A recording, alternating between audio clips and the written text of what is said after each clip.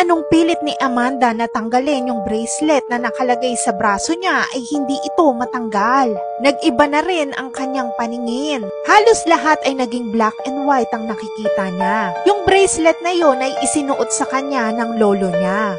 Pero yung time na gusto na sana niya itong hubarin ay hindi na matanggal dahil matindi na yung pagkakakapit nito. Inulungan na nga rin siya ng ibang servant pero hindi ito matanggal. Hanggang sa nag-iba ang kanyang paningin sa paligid at naging black and white nga. Nakakakita din siya ng mga monster. At sabi nga nung isang lalaki na ang tanging makakapagpatanggal lamang daw ng bracelet na yun ay ang lalaking lubos na nagmamahal sa kanya at makakasagot ng 3 riddles.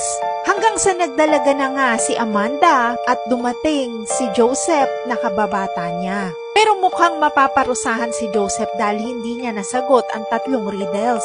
Nung paparusahan na sana siya ay lumabas sa panaginip niya ang kanyang mommy. Tinulungan siya nito na sagutin ang mga riddles na tinatanong sa kanya. Kaya naman unti-unting natatanggal yung mga bracelet na nakakapit kay Amanda. Pero nung last question na ay meron siyang natuklasan. Yung pumaslang pala sa mommy niya ay yung king na ama ni Amanda. Kaya maagang nawala ng ina si Jasper.